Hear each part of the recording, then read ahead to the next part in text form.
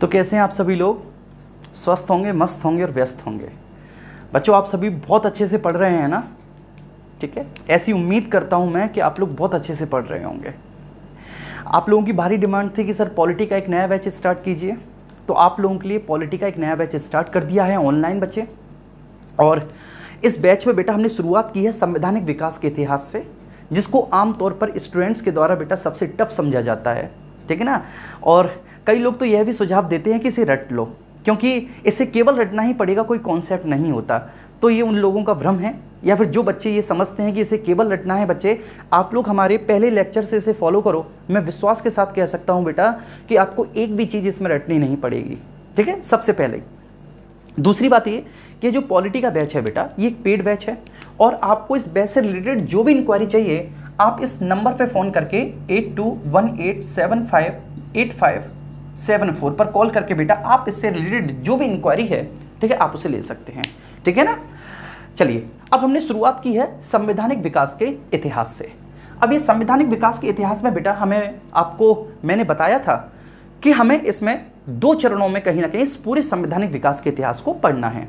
पहला कंपनी का शासन और दूसरा क्राउन का शासन।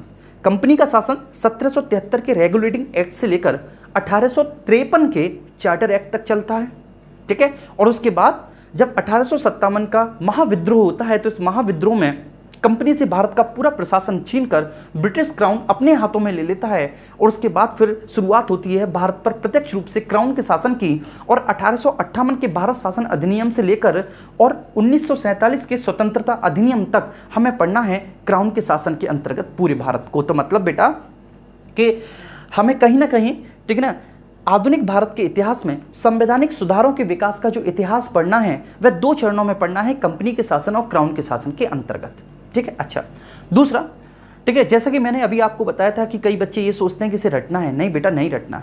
अगर आप बेटा संवैधानिक सुधारों के इतिहास को रटोगे, तो जब आगे पॉलिटी में आप संविधान सभा को पढ़ोगे, या फिर जब आप बेटा संविधान सभा के साथ साथ संविधान के जो आधारभूत सिद्धांत हैं, जब आप उनको पढ़ोगे, जैसे शक्ति के पृथक्करण को सिद्धांत को पढ़ोगे, आप लोग बेटा अपनी विधायिका को पढ़ोगे, आप लोगों के यहाँ द्विसदनीय, ठीक है, विधायिका है, जब आप उसे पढ़ोगे, कार्यपालिका को पढ़ोगे, न्यायपालिका को पढ़ोगे बेटा, केंद्र राज्य संबंधों को पढ़ोगे, और भी बेटा कई अन्य चीज़ों को पढ़ोगे, तो अगर तब आप उन्हें पढ़ोगे, तो अब आप देखोगे बेटा वहाँ पर उन्हें पढ़ने में कि अगर आपने संवैधानिक सुधारों के इतिहास को क्लियर नहीं किया, तो वहाँ पर आपको बहुत दिक्कत होगी। वहाँ पर बेटा आपको रटना पड़ेगा। तो क्या बेटा पूरा पॉलिटी तुम रटोगे? ठीक है, क्योंकि ये बेटा नींव है। अगर ये नींव आपकी मजबूत होगी ना, तो संविधान सभा से लेकर बेटा और आपके पूरे संविधान के भाग 22 तक जितनी भी विषय वस्तु आपके सामने मैं प्रस्तुत करूंगा, वो सारी केवल व केवल आपको फिर समझनी होंगी, और आपको क्लासरूम में ही याद हो जाएगा।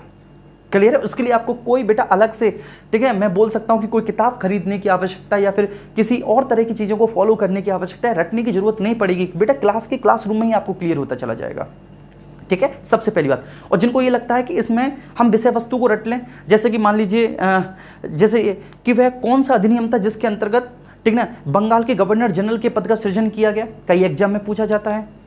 या फिर वह कौन सा अधिनियम था जिसके अंतर्गत भारत का गवर्नर जनरल, या फिर वह कौन सा अधिनियम था जिसमें ईसाई धर्म प्रचारकों को भारत आने की छूट दी गई, या वह कौन सा अधिनियम था जिसमें पहली बार खुली प्रतियोगिता परीक्षा का, ठीक है, आरंभ किया गया। और बच्चे रट लेते हैं, उन्हें समझ होती नहीं है, रट लेते हैं। रटने से काम चल जाएगा भैया? हैं? क्या अब बेटा ये वही समय है कि जहां एग्जामिनर पहले क्वेश्चंस पूछता था, क्या अब भी वो वैसे ही क्वेश्चंस पूछ रहा है? अरे भाई, क्वेश्चंस का जो टाइप है बेटा वो बहुत बदल चुका है, उसका पूरा मॉड्यूल चेंज हो चुका है। तो इसलिए अपनी अप्रोच को भी चेंज करो, ठीक है ना। पुरानी अप्रोच को त्यागो बेटा, जो रटने वाली थी, और समझने वाली अप्रोच को बनाओ, ठीक है। ये समझोगे तो पूरा पॉलिटी समझ में आएगा। ये बेशक टफ है कुछ लोगों के अनुसार, लेकिन बेटा मैं विश्वास के साथ कह सकता हूं, पहले लेक्चर से फॉलो करो, ठीक है। पहले लेक्चर से यूट्यूब पे डला हुआ है, और बेटा जब तक मैं इसे खत्म नहीं कर देता, तब तक आप पूरे लेक्चर्स को देखने के बाद बस मुझसे ये कहिएगा कि सर इसमें टफ क्या था, बस मुझे बताइए कि इसमें टफ आपको क्या लगा। अरे कुछ भी टफ नहीं है, क्लासरूम में डायरेक्ट याद हो जाएगा, ठीक है। आइए बेटा अपनी विषय वस्तु पर आते हैं, और हमारी विषय वस्तु है आज की 1793 का चार्टर अधिनियम। यहां पर बेटा कई बच्चों को यह डाउट है कि चार्टर क्या है, ठीक है। तो चार्टर का मतलब होता है बेटा एक प्रकार का अधिकार पत्र। अधिकार पत्र, जब British east India company Bharat में व्यापार करने के लिए आई, तो उसे महारानी एलिजाबेथ के द्वारा एक अधिकार पत्र मिला था भारत के साथ व्यापार करने का, ठीक है ना। और यह अधिकार पत्र जो था बेटा, यह व्यापारिक एकाधिकार का पत्र था। व्यापारिक एकाधिकार, व्यापारिक एकाधिकार का मतलब है बेटा कि भारत के साथ व्यापार करने का केवल एकमात्र अधिकार यदि किसी ब्रिटिश कंपनी को है तो वह कौन सी कंपनी है बेटा? वो ब्रिटिश ईस्ट इंडिया कंपनी है। ठीक है ना, ब्रिटिश ईस्ट इंडिया कंपनी है, ध्यान रखना बेटा। ठीक है, शॉर्ट में लिख देता हूं, वो ईस्ट इंडिया कंपनी है। केवल वही एक ब्रिटिश कंपनी होगी या केवल वही एक इंडिविजुअल्स, ठीक है ना, ब्रिटेन का कोई संस्था होगी जो भारत के साथ व्यापार कर सकती है, बाकी की किसी अन्य को व्यापार करने की स्वतंत्रता या छूट नहीं दी जाएगी। इसी को बोलते हैं बेटा हम व्यापारिक एकाधिकार। मेरी बात आपको समझ में आ रही है? तो ये चार्टर है 1793 का चार्टर अधिनियम। 1793 के चार्टर अधिनियम से पहले बेटा, ठीक है ना, हम क्या क्या पढ़ चुके हैं तो इसको एक बार हम लोग संक्षेप में समझ लेते हैं। ठीक है ना, जिन लोगों ने इस लेक्चर्स को नहीं देखा तो वो बिल्कुल शुरुआत से बेटा लेक्चर्स को फॉलो करें और उनको देखें। देखो, सबसे पहले बेटा हमने पढ़ा 1773 का नॉर्थ का रेगुलेटिंग एक्ट, नॉर्थ का रेगुलेटिंग एक्ट,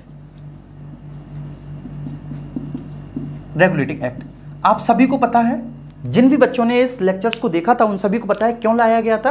कंपनी पर वास्तविक नियंत्रण स्थापित करने के लिए लाया गया था। कंपनी को जो भारी आर्थिक क्षति हो रही थी, ठीक है ना, उसे कंपनी को उबारने के लिए अधिनियम लाया गया था। ठीक है, कहीं ना कहीं ब्रिटिश सरकार का कंपनी पर हस्तक्षेप, ठीक है, स्थापित करने के लिए अधिनियम लाया गया था। तो 1773 का नॉर्थ का रेगुलेटिंग एक्ट, लेकिन बेटा इसमें कुछ कमियां थी तो इसकी कमियों को दूर करने के लिए फिर आया इसमें एक संशोधन जिसको बोलते हैं 1781 का संशोधन। और हालांकि ये संशोधन बेटा सबसे ज्यादा संबंधित है जिस कलकत्ता सुप्रीम कोर्ट की स्थापना इस अधिनियम के तहत हुई थी, उसके अधिकार क्षेत्र, उसके कानून और उसके ठीक कई सारी क्रियाकलापों में सुधार से संबंधित था 1781 का संशोधन। लेकिन 1773 के रेगुलेटिंग एक्ट में 1781 के संशोधन के बाद भी कमियां बनी रहीं। तो उसके बाद फिर बेटा तीसरा जो एक्ट बनकर आया वह आया आपका 1784 का पिट्स का इंडिया एक्ट। अगर आप लोगों ने लेक्चर्स को देखा होगा तो पिट्स का इंडिया एक्ट बहुत अच्छे से बेटा आपको क्लियर भी हो चुका होगा, पिट्स का इंडिया एक्ट। चलिए उसके बाद फिर बेटा, ठीक है, पिट्स के इंडिया एक्ट की कुछ कमियों को दूर करने के लिए, ठीक है ना, या फिर कमी, वास्तव में कमी नहीं बोल सकते, प्रधानतः कॉर्नवालिस को बंगाल का गवर्नर जनरल बनाने के लिए 1784 के पिट्स इंडिया एक्ट में एक संशोधन होता है जिसको 1786 का संशोधन कहते हैं। तो अभी तक हमने 4 अधिनियमों को पढ़ लिया था, संशोधन अधिनियम 4 अधिनियम को देख लिया था, हर एक की विषय वस्तु को पढ़ लिया था। जिस दिन बेटा मैं भारत में कंपनी के शासन के अंतर्गत 1853 के अधिनियम को पूरा करूंगा, ठीक है ना, 1853 के अधिनियम तक मैं जब इसको पूरा कर लूंगा तो एक में एक ऐसा बड़ा वीडियो बनाऊंगा बेटा जिसमें 1773 के रेगुलेटिंग एक्ट से लेकर कंपनी के शासन के अंतर्गत बनने वाले 1853 के अधिनियम तक के सभी एक्ट्स को, ठीक है बेटा, कनेक्ट करके आपको पढ़ाऊंगा कि एक का दूसरे से क्या कनेक्टमेंट है। जब आप बेटा इस तरह से पढ़ोगे ना कि इसकी कमियों को दूर करने के लिए ये, लेकिन फिर भी यहां कमी नहीं दूर हुई तो यहां ये, इसके अंतर्गत बेटा 1773 की कौन सी कमियों को दूर किया गया, वो कौन सी कमी रह गई जो 84 में दूर की गई। अगर आप इस तरह से बेटा लिंक अप करके पढ़ोगे तो सारी चीजें तुम्हारी क्लियर हो जाएंगी। ठीक है, आशा करता हूं आप बहुत अच्छे से इन चीजों को समझ रहे होंगे। चलिए मैं इसे मिटा देता हूं बेटा। अब मैं बात करता हूं, ठीक है ना, कि मैंने 1793 का चार्टर अधिनियम, तो मैंने बोला कि चार्टर क्या होता है, तो चार्टर एक प्रकार का अधिकार पत्र होता है। यह अधिकार पत्र या एक विशेष प्रकार का बेटा एक एग्रीमेंट होता है, अनुबंध होता है। ठीक है, इस अनुबंध के अंतर्गत केवल, ठीक है, ब्रिटिश ईस्ट इंडिया कंपनी ही भारत के साथ व्यापार कर सकती है, बाकी का ब्रिटेन का कोई और नागरिक, कोई और कंपनी या कोई और संस्था नहीं। इसी को हम लोग व्यापारिक एकाधिकार बोलते हैं। ठीक है, अब बेटा इस अधिनियम के प्रावधान क्या क्या थे, तो जरा इस अधिनियम के प्रावधानों की चर्चा करेंगे कि वो कौन कौन से प्रोविजंस थे बेसिकली जो इस अधिनियम के अंतर्गत आए। सबसे पहला प्रावधान ये था कि कंपनी को भारत के साथ व्यापार करने के लिए, ठीक है, आगे आने वाले 20 वर्षों तक का व्यापारिक एकाधिकार का अधिकार प्रदान किया गया। ठीक है बेटा, व्यापारिक एकाधिकार का अधिकार अगले 20 वर्षों तक के लिए, मतलब कंपनी भारत के साथ अगले 20 वर्षों तक के लिए व्यापार कर सकती है और वह व्यापार व्यापारिक एकाधिकार होगा, जैसे कि पहले से ही ठीक कंपनी पर चला आ रहा है, जो कि कंपनी को पहले से ही जो प्राप्त अधिकार है ना बेटा व्यापारिक एकाधिकार, वो आगे आने वाले 20 वर्षों तक भी बना रहेगा। समझ में आ चुका होगा, 3-4 बार मैंने समझा दिया। ठीक है, तो पहला प्रावधान है कंपनी को अगले 20 वर्षों का व्यापारिक एकाधिकार प्रदान किया गया, व्यापारिक एकाधिकार प्रदान किया गया। ठीक है, ये पहला प्रावधान है। यहाँ पे बेटा किसी को कोई दिक्कत नहीं होगी। केवल क्या था कि जो, ठीक है, चार्टर का मतलब ये है कि बेटा ये क्या है, अधिकारों को देने की बात करता है। अधिकार कौन से? व्यापारिक एकाधिकार वाले अधिकार। ठीक है, तो अगले 20 वर्षों के लिए बेटा कंपनी को भारत के साथ व्यापार करने का अधिकार प्रदान कर दिया गया इस अधिनियम के द्वारा। दूसरा प्रावधान बेटा, जब आप 1786 के संशोधन को देखोगे तो 1786 के संशोधन में देखा था कि कॉर्नवालिस, ठीक है, अपनी परिषद के निर्णय को रद्द कर सकता है विशेष अवस्था में, है ना, आपको पता है ना। चलिए, तो बेटा बंगाल में एक गवर्नर जनरल होता है। 1786 के संशोधन के तहत कॉर्नवालिस को बंगाल का गवर्नर जनरल बनाकर भारत लाया गया है और उसके कार्यकारिणी के 3 सदस्य होते हैं। ठीक है, पहला सदस्य, सदस्य ए, ठीक है, सदस्य बी और बेटा सदस्य सी। 3 सदस्य होते हैं उसकी काउंसिल में, आपको पता है बेटा। अच्छा, ये जो उसकी काउंसिल का निर्माण किया गया था, इस काउंसिल का निर्माण किया गया था 1773 के रेगुलेटिंग एक्ट में। क्लियर है बच्चे? लेकिन वहां पर गवर्नर जनरल को मत देने का अधिकार नहीं था। बात क्लियर है? ठीक है बेटा, जो 84 का पिट्स इंडिया एक्ट आया, 84 के पिट्स इंडिया एक्ट में उसको मत देने का अधिकार दिया गया और उसके काउंसिल के सदस्यों की संख्या 4 से घटाकर 3 कर दी गई। क्लियर है? और 1786 के संशोधन में बोला गया कि कॉर्नवालिस या फिर गवर्नर जनरल विशेष अवस्था में अपनी परिषद के निर्णय को रद्द कर सकता है। क्लियर है बेटा? अच्छा, अब इसका दूसरा प्रावधान यह है इस अधिनियम का कि जो कॉर्नवालिस को जो विशेष अधिकार दिया गया था बेटा, ठीक है ना, इस अधिनियम के तहत यह आगे आने वाले सभी गवर्नर जनरलों को दे दिया जाएगा। ठीक है, ये जो, ठीक है ना, अपनी परिषद के निर्णय को जो रद्द करने का अधिकार है, ये आगे आने वाले सभी गवर्नर जनरलों को दिया जाएगा। तो मैं लिख सकता हूं, ठीक है ना, कॉर्नवालिस को दिया गया विशेषाधिकार, मतलब बीटो बेटा, विशेषाधिकार जिसको हम लोग बेटा बीटो बोलते हैं, विशेषाधिकार। वो बीटो क्या था बेटा? तो वो बीटो था, मैं लिख देता हूं, विशेष अवस्था में अपनी परिषद के निर्णय को रद्द करने का अधिकार। अपनी परिषद के निर्णय को रद्द करने का अधिकार, निर्णय को रद्द करने का अधिकार,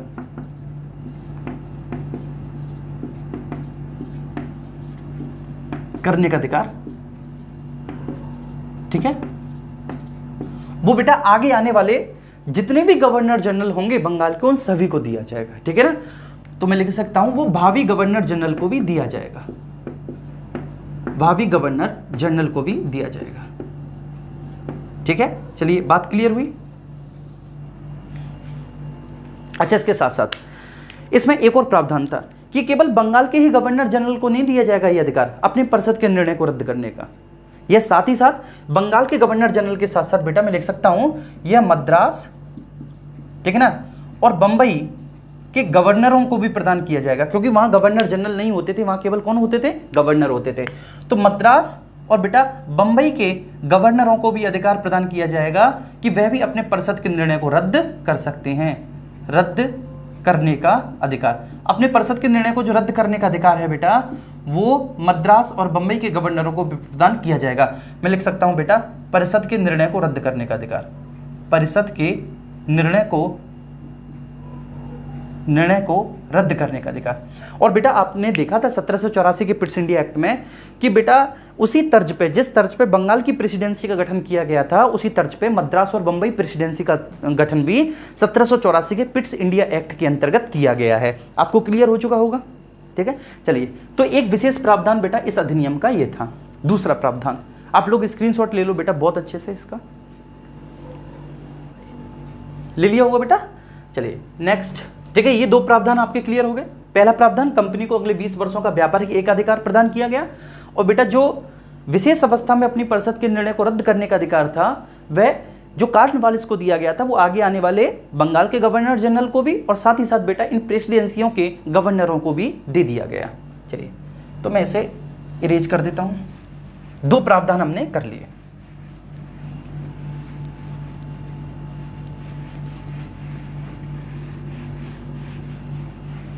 अब हम तीसरे प्रावधान की ओर रुख करते हैं कि हमारा तीसरा प्रावधान क्या है। ठीक है बेटा, इसमें हमारा तीसरा प्रावधान ये है कि जो बंगाल का गवर्नर जनरल है बेटा, बंगाल का गवर्नर जनरल है, ठीक है, बंगाल का गवर्नर जनरल है, वो अपने अधीनस्थ 2 प्रेसिडेंसियां, कौन कौन सी बेटा, एक मद्रास प्रेसिडेंसी और बेटा दूसरी प्रेसिडेंसी कौन सी है, बंबई प्रेसिडेंसी।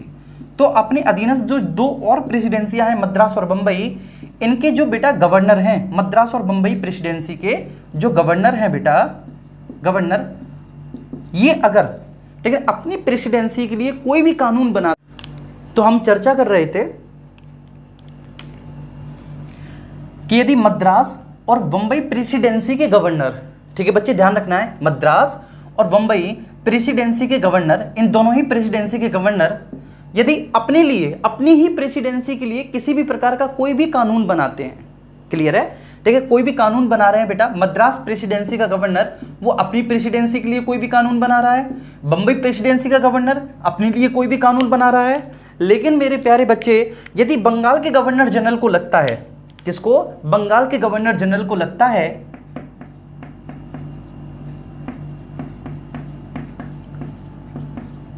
बंगाल का गवर्नर जनरल, ठीक है बेटा, उसे लगता है कि मद्रास प्रेसिडेंसी के गवर्नर के द्वारा बनाया गया या बंबई प्रेसिडेंसी के गवर्नर के द्वारा बनाया गया कानून उचित नहीं है, ठीक है ना, देश काल परिस्थिति में सही नहीं है, तो बेटा बंगाल का गवर्नर जनरल उन कानूनों को ओवरराइड कर सकता है, ठीक है ना, क्या कर सकता है, उन कानूनों को ओवरराइड कर सकता है, अर्थात उनके द्वारा बनाए गए कानूनों को रद्द करके उस पर अपना कोई कानून थोप सकता है, क्लियर है। तो मैं बोल सकता हूं कि मद्रास और बंबई, ठीक है, प्रेसिडेंसी के गवर्नर के द्वारा बनाए गए कानूनों को रद्द करने का अधिकार भी बंगाल के गवर्नर जनरल को दिया गया, या फिर बेटा उन्हें ओवरराइड करने का अधिकार दिया गया। ये बात बिल्कुल आपकी समझ में आ सकती है। तो इसका मतलब क्या है कि बंगाल के गवर्नर जनरल को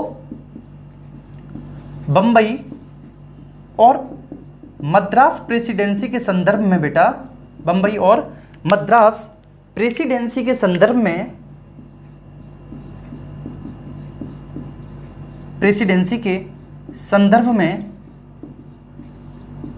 में और अधिक अधिकार प्रदान किए गए, और अधिक अधिकार प्रदान किए गए, ठीक है बेटा, स्वाभाविक सी बात है। और इससे ज्यादा अधिकार आप क्या लेंगे कि आप, ठीक है ना, मद्रास के गवर्नर और बंबई के गवर्नर के द्वारा बनाए गए कानूनों को रद्द कर सकते हैं। तो स्वाभाविक बात है बेटा कि बंगाल के गवर्नर जनरल को अब और अधिक अधिकार प्राप्त हुए, कि अर्थात उसे, ठीक है, इनके द्वारा बनाए गए कानूनों को ओवरराइड करने का अधिकार प्रदान हो गया। बात मेरी आपको बिल्कुल समझ में आ रही होगी, बिल्कुल क्लियर होगी, इसमें किसी भी प्रकार का बेटा कोई दोहराए है ही नहीं, बिल्कुल एकदम सिंपल सी बात है। एक बार मैं फिर से रिकॉल कर देता हूं इसको कि बेटा मद्रास का गवर्नर, ठीक है, अपनी प्रेसिडेंसी के लिए, बंबई का गवर्नर अपनी प्रेसिडेंसी के लिए यदि कोई भी कानून बनाता है और वह कानून अगर देश काल परिस्थिति में उचित नहीं है बंगाल के गवर्नर जनरल के हिसाब से, तो वो बेटा उन कानूनों को ओवरराइड करके उनके ऊपर अपने कानूनों को थोप सकता है। इस प्रकार का अधिकार इस अधिनियम के द्वारा दिया गया। तो तीसरा और सबसे महत्वपूर्ण प्रावधान यह था। अच्छा बेटा, अब मैं तुम्हें एक छोटे से की पॉइंट्स बता देता हूं जिससे कि आपकी बेटा कनेक्टिविटी विकसित हो। वो क्या बेटा कि देखो, जो मद्रास का गवर्नर है, ठीक है, मद्रास के गवर्नर की भी एक काउंसिल होगी त्रिसदस्यीय, ठीक है ना, ए सदस्य, बी सदस्य और सी सदस्य, ये 3 सदस्यीय काउंसिल है। और बंबई का जो गवर्नर है बेटा उसके पास भी काउंसिल होगी, एक गवर्नर होकर उसके पास भी काउंसिल होगी 3 सदस्यों की, ए, बी और सी। हालांकि पहले भी मैं तुम्हें समझा चुका हूं, लेकिन एक बार मैं फिर से तुम्हारा रिवीजन करवा रहा हूं कि बेटा ये जो त्रिसदस्यीय परिषद है, इस 3 सदस्यीय परिषद का जो बेटा प्रावधान किया गया था, ठीक है ना, बिल्कुल जैसे बंगाल प्रेसिडेंसी की तर्ज पे मद्रास और बंबई प्रेसिडेंसी में भी जो 3 सदस्यीय बेटा परिषद होगी, ठीक है ना, ठीक है, एक गवर्नर होगा और एक गवर्नर के साथ साथ बेटा 3 सदस्य होंगे। इस परिषद का बेटा प्रावधान किया गया था 1784 के पिट्स इंडिया एक्ट से, पिट्स इंडिया एक्ट से, पिट्स इंडिया एक्ट से। मेरे प्यारे बच्चे बात समझ में आ रही है? लेकिन बेटा, ठीक है ना, गवर्नर अपने परिषद के निर्णय को रद्द कर सकता है, गवर्नर अपनी परिषद के निर्णय को रद्द कर सकता है, ठीक है, इस तरह से यहां गवर्नर ये अपनी परिषद के निर्णय को रद्द कर सकता है। तो बेटा यह जो अधिकार प्रदान किया गया है यह 1793 के चार्टर अधिनियम से प्रदान किया गया है। तो 1793 के चार्टर अधिनियम से मेरे प्यारे बच्चे, ठीक है ना, बंगाल का गवर्नर जनरल अपनी परिषद के निर्णय को तो विशेष अवस्था में रद्द कर ही सकता है, आगे आने वाले गवर्नर जनरल भी रद्द कर सकते हैं, लेकिन साथ ही साथ बेटा प्रांतों के जो गवर्नर हैं अर्थात मद्रास प्रेसिडेंसी और बंबई प्रेसिडेंसी के जो गवर्नर हैं वह भी विशेष अवस्था में अपनी परिषद के निर्णय को रद्द कर सकते हैं। तो मैं लिख सकता हूं बेटा परिषद के निर्णय को रद्द करने का अधिकार भी प्रदान किया गया, निर्णय को रद्द करने का अधिकार भी प्रदान किया गया।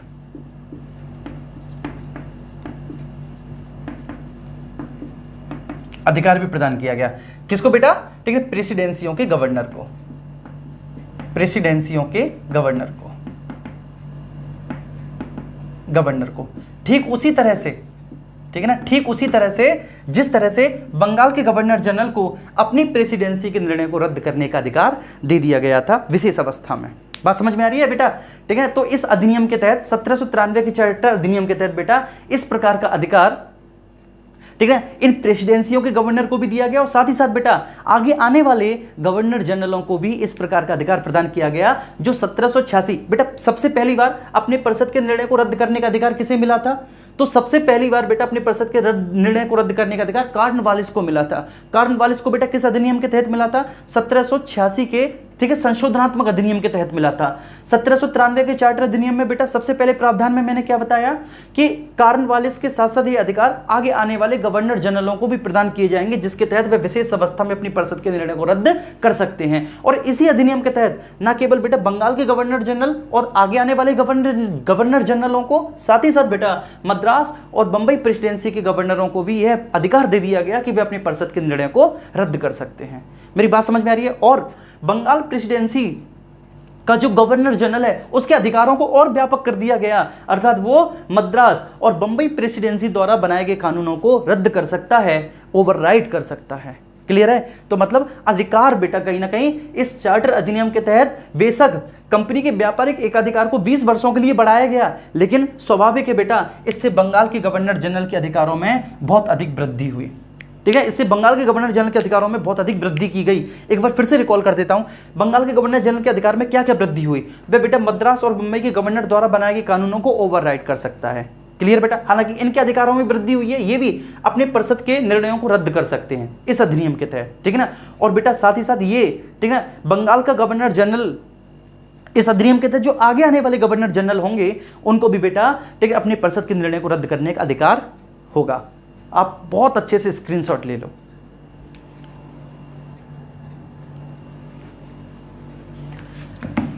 अब हम चौथे प्रावधान की ओर चलते हैं। आपने स्क्रीनशॉट ले लिया होगा बच्चों, चलो बेटा।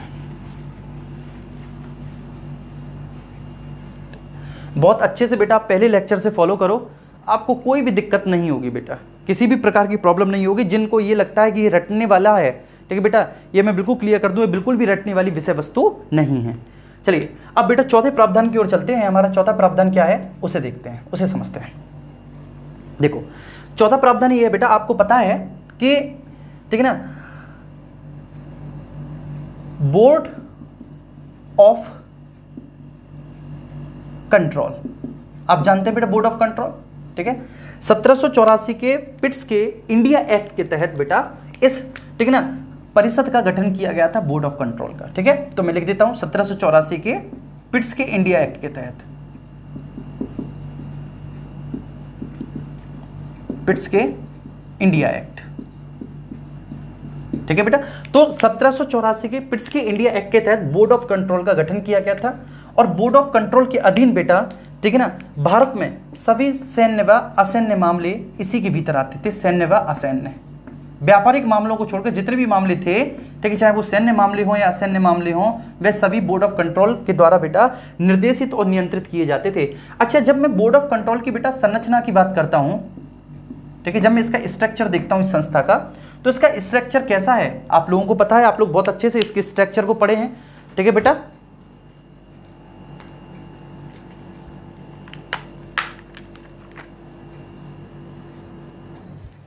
चलिए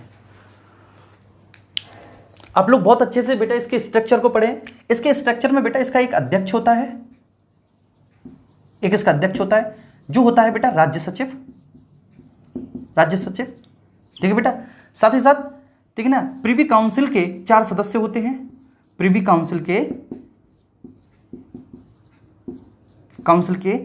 4 सदस्य होते हैं, और प्रिवी काउंसिल के 4 सदस्य के साथ साथ एक आपका चांसलर ऑफ एक्सचेकर होता है, एक चांसलर ऑफ एक्सचेकर होता है, एक्सचेकर होता है। कुल मिला के ये संरचना होती है। तो बेटा जब 1784 के पिट्स इंडिया एक्ट के तहत इस बोर्ड ऑफ कंट्रोल में, बेटा ध्यान रखना बेटा, इस बोर्ड ऑफ कंट्रोल में राज्य सचिव और प्रिवी काउंसिल के 4 सदस्य और चांसलर ऑफ एक्सचेकर के पद का गठन किया गया था, तो इनको तब वेतन नहीं मिलता था। बात समझ में आ रही है। 1784 के पिट्स इंडिया एक्ट के बाद बेटा, ठीक है ना, 1793 के चार्टर अधिनियम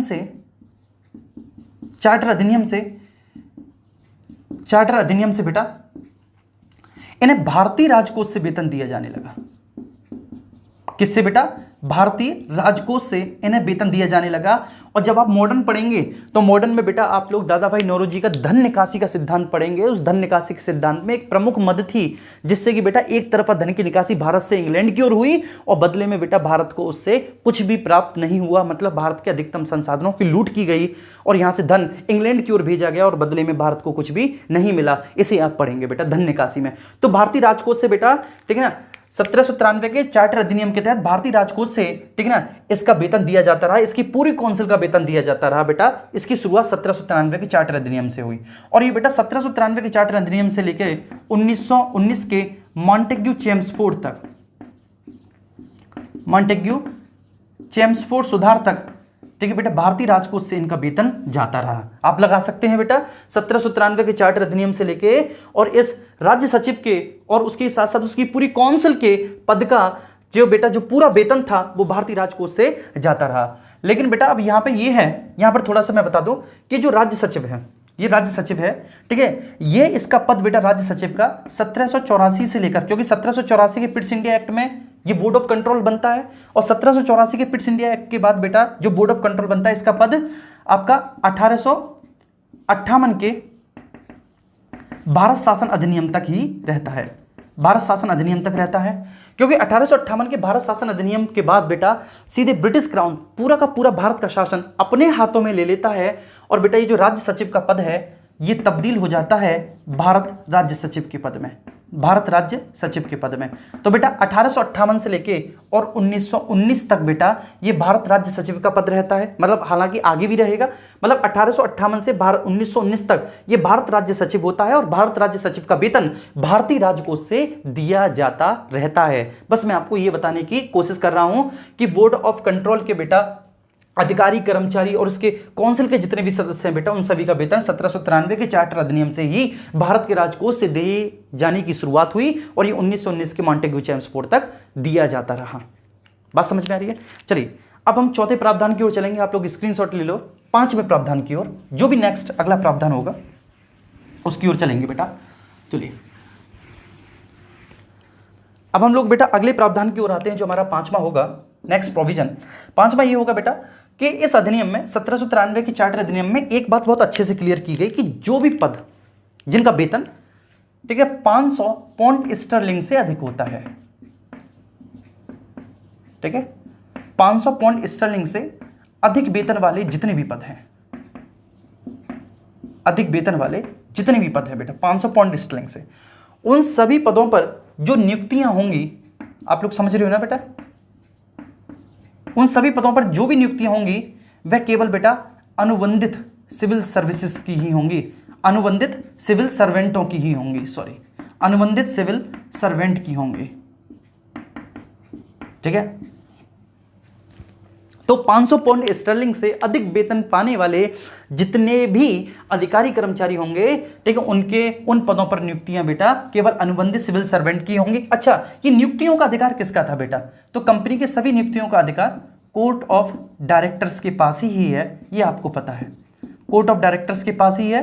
ठीक है बेटा, सभी प्रकार की नियुक्तियों का अधिकार, चाहे वो इवन बंगाल प्रेसिडेंसी या मद्रास और बंबई प्रेसिडेंसी के गवर्नर, गवर्नर जनरल या फिर बेटा उसकी काउंसिल के सदस्य ही क्यों ना हो, कोर्ट ऑफ डायरेक्टर्स के द्वारा ही नियुक्त किए जाते हैं। ठीक है बेटा, या फिर कोर्ट ऑफ डायरेक्टर्स की सिफारिश पर ब्रिटिश क्राउन के द्वारा नियुक्त किए जाते हैं। लेकिन ये अधिकार अभी इसके पास है और आगे भी ये इसी के पास बना रहेगा, और कब ये अधिकार इससे हटेगा ये बात मैं आपको बेटा आगे आने वाले अधिनियमों में बहुत अच्छे से समझाऊंगा। तो आपका जो नेक्स्ट प्रावधान था कि 500 पाउंड स्टर्लिंग से अधिक वेतन के जितने भी पद हैं उन पर नियुक्तियां केवल व केवल अनुबंधित मतलब कॉन्ट्रैक्ट, ठीक है ना, सिविल सर्वेंटों की होंगी। ठीक है, जिनके साथ ब्रिटिश ईस्ट इंडिया कंपनी का कॉन्ट्रैक्ट है, केवल वही सिविल सर्वेंट बेटा इन पदों पर नियुक्त किए जा सकेंगे। बात मेरी आपको बहुत समझ में आ रही है? अच्छे से स्क्रीनशॉट ले लो बेटा।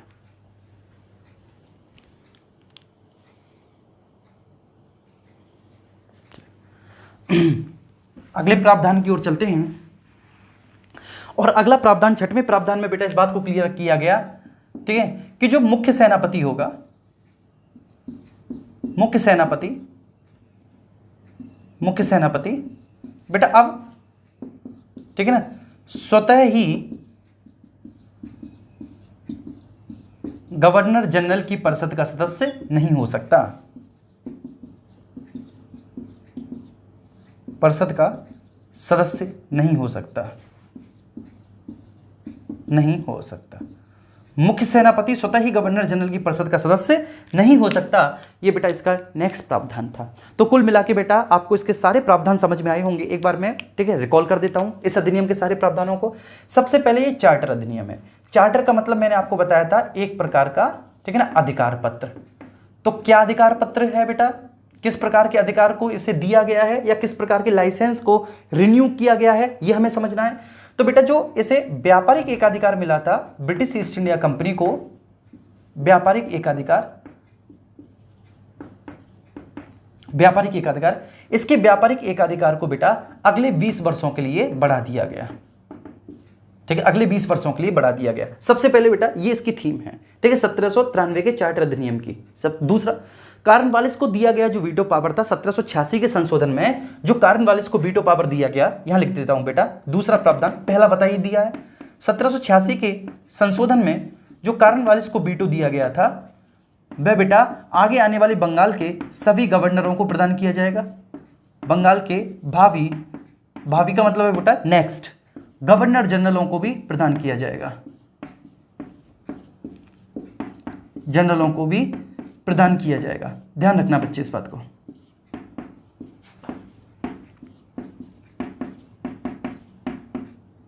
प्रदान किया जाएगा जो कॉर्नवालिस को दिया गया वीटो था, ठीक है, 1786। इसके बाद बेटा 1793 के अधिनियम में अगर मैं तीसरे प्रावधान को देखूं तो तीसरा प्रावधान यह है कि अब गवर्नर जनरल जो है बंगाल का, गवर्नर जनरल मैं बोल रहा हूं तो स्वाभाविक बात है वो बंगाल का ही होगा, क्योंकि मद्रास और बंबई प्रेसिडेंसी में तो केवल गवर्नर ही होते हैं। तो जो बंगाल का गवर्नर जनरल है, लेकिन फिर भी मैं लिख देता हूं, आप में से कई बच्चे कंफ्यूज हो जाएंगे, तो बंगाल के गवर्नर जनरल को बेटा बंबई और मद्रास के कानूनों को ओवरराइड करने का अधिकार हो गया।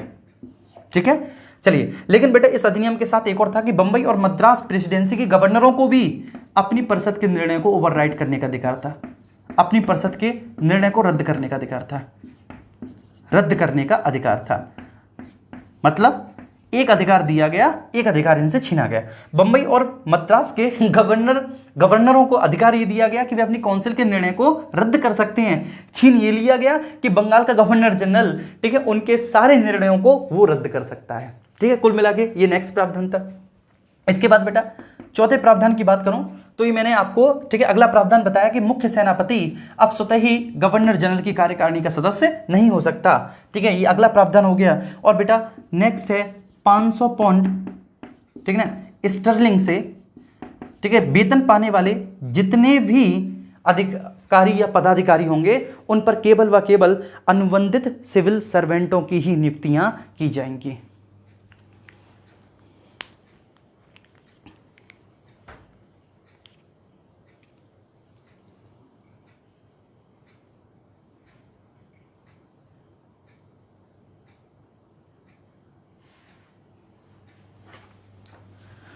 चलिए, स्क्रीनशॉट ले लिया होगा आप लोगों ने। आशा करता हूँ आप सभी का दिन स्वस्थ हो बेटा, बहुत अच्छे से आपको ये चीज़ें बहुत बढ़िया से क्लियर हो गई होंगी। फिर से बोल रहा हूँ, रटना नहीं है कुछ भी, कोई चीज़ इसमें रटने वाली है ही नहीं। ठीक है, सारी चीज़ें बेटा आपको कॉन्सेप्ट के साथ क्लियर करनी है। यदि आपका कॉन्सेप्ट मजबूत है तो बेटा आगे आने वाली सारी विषय वस्तु आपकी क्लियर हो जाएगी। ठीक है, क्योंकि जब आगे आप संविधान पढ़ेंगे ना, तो संविधान तो बेटा, ठीक, संविधान की जो कहीं ना कहीं बेटा जो स्थापना हुई है, ठीक है, जिस संविधान का विकास हुआ है, वह संविधान का विकास बेटा अपने इतिहास का ही एक परिणाम है। ठीक है, और वो इतिहास हम पढ़ रहे हैं। क्लियर? तो संवैधानिक विकास का इतिहास है, तो संवैधानिक विकास के इतिहास में बेटा हमें ये सारी चीजें, अभी ये अपरिपक्व हैं, लेकिन धीरे धीरे धीरे धीरे धीरे धीरे बेटा जैसे आप पढ़ोगे, जब क्राउन का शासन आएगा, 1861 का अधिनियम आएगा, ठीक है बेटा, इसके बाद फिर आपके 1909 का पार्लियामेंटो सुधार आएगा, 1919 का मॉन्टेक्यू चेम्सफोर्ड आएगा बेटा, तो इन सभी अधिनियमों में ये सारी चीजें आपकी, ठीक है बेटा, और ज्यादा क्लियर होती चली जाएंगी। और आप, ठीक है ना, मैं बोल सकता हूं कि अभी ये अपरिपक्व है। ठीक है ना, अभी बेटा छोटी सी शुरुआत हुई है। जैसे गवर्नर जनरल, उसकी काउंसिल को, ठीक है, कानून बनाने का अधिकार है, साथ ही साथ उन कानूनों को लागू करवाने का भी अधिकार है। सुप्रीम कोर्ट को मेरे प्यारे बच्चे न्याय देने का अधिकार है। प्रांतीय न्यायालयों के विरुद्ध अपील सुनने का अधिकार गवर्नर जनरल की काउंसिल को दिया गया है। तो बेटा देखो, शासन में 3 ही संस्था होती है, विधायिका, कार्यपालिका, न्यायपालिका। विधायिका लेजिस्लेचर, कार्यपालिका एग्जीक्यूटिव, न्यायपालिका जुडिशरी। एक का काम होता है कानूनों का निर्माण करना, एक का होता है बेटा, ठीक है, लागू करवाना। कार्यपालिका का काम होता है लागू करवाना, और न्यायपालिका का काम होता है उनके आधार पर न्याय देना। क्लियर है? ये तीनों ही संस्थाएं बेटा अभी बन चुकी हैं, लेकिन अभी ये तीनों संस्थाएं बेटा भ्रूण अवस्था में हैं।